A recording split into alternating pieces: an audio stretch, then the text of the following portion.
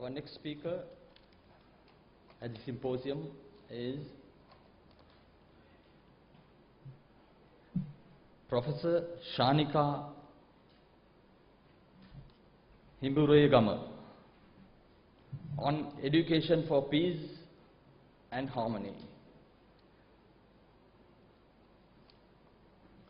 She is a B.Sc Honours in the University of Colombo, Master of Philosophy, University of Peradeniya, Ph.D. Catholic University of Leuven, a senior professor in plant sciences, was appointed the Vice Chancellor of the University of Colombo in January 2008 by His Excellency Mahinda Rajapaksa, the President of Sri Lanka. Professor Kshanika has been reappointed as the Vice Chancellor for a term of 3 years by His Excellency the President of Sri Lanka, Mahinda Rajapaksa, from 1st of January 2011. Prior to taking this office, she was a member of the University Grants Commission of Sri Lanka and head of the Department of Plant Sciences. She has received many prestigious awards and has authored 35 research publications, communications. I request Professor to come to the podium.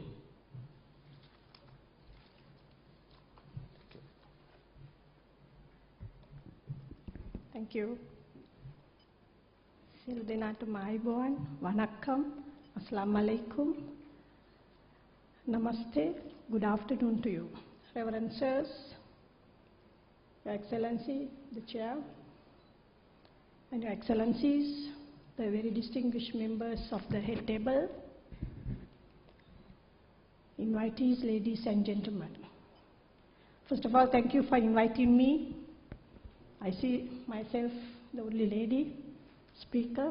I take this privilege and thank you very much. The topic I have been given, I have taken is education for peace and harmony.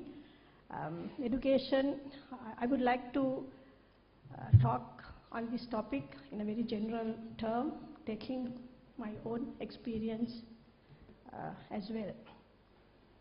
What is education? Education, we start with life. It starts with life and it's a lifelong process and it will end when we die. Through education, the first education we receive is from our environment, parents, and then from school, then higher education, degrees, various things, and of course our experiences through reading and by going through our life. What is life? Life is millions of chemical reactions. As a scientist, to me, life is just millions of chemical reactions making the entire body. The most important, I would say, is the mind. And mind control is the most important factor in life. Education should and would give us the control of mind.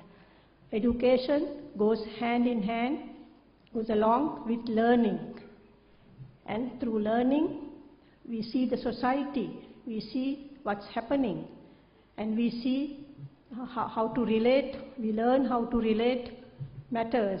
And finally, it allows us to control our mind, not to be too greedy, power hungry, materialistic, but to see that life is just a millions of reactions and we are all together. We all have, human beings, we all have the same mechanisms. Of course, I have X and Y, 2 X's, and my opposite sex has X and Y. That is the only difference. Thereafter, the biological and the morphological differences. So basically, education will empower us.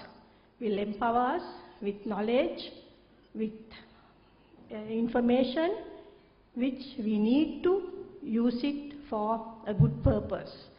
And are all educated people intellectuals?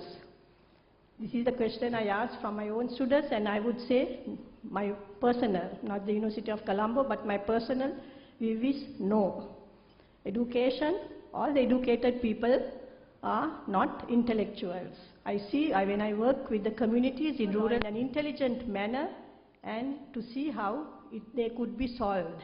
And that will, this education along with our religion will help us to see the problems and how to solve it.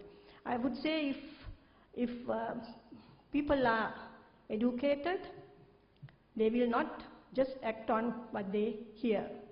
They will try to understand the problem. They will try to understand our neighbor, the people, because we all like to be with our family. We like to live peacefully, in peace and harmony with our families. And we do not want anybody to be harmed. And we must understand, I like my life, and therefore my neighbor also loves and likes his life.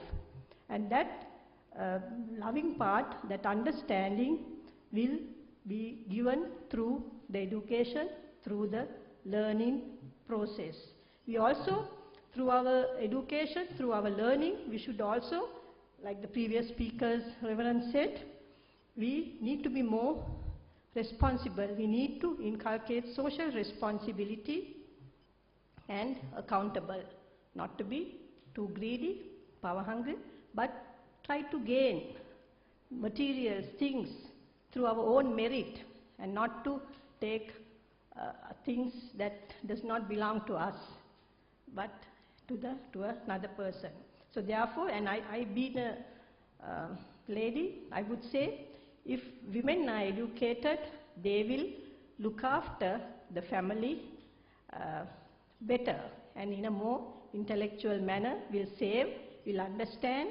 And we say that if you educate a woman, you are educating the entire family. So education is very powerful. It must be given to all. It's the basic right of all. And with that, we need to, through reading, learning, the intellectual character will also be inculcated, and that will allow us to control the mind and value the life and to take correct decisions. In the University of Colombo, I mean, it's very interesting because we work with the most difficult age of life, the young boys and girls, very difficult age, very boisterous, more hormones, very active. But when you understand them, they understand us. When you value them, they value us. So individual, we need to value each other, and that comes through education.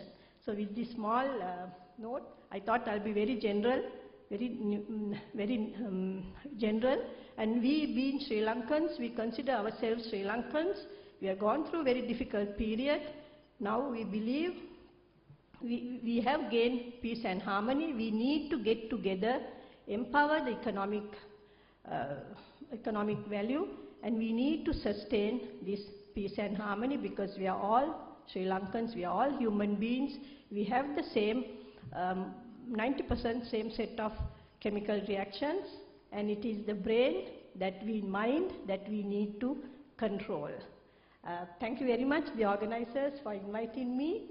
And I'm sorry I have taken I've been very selfish by taking other people's time. Why? Because a team is waiting for me, and they are leaving tonight. So I think I have not been that selfish, because their time is also valuable. So please, I'm sorry, I apologize for taking the time of the two speakers. But if we use our mind, if we control our mind, which will be gained through education, through learning, through reading, the world will be at peace, because we are all finally human beings. Thank you very much.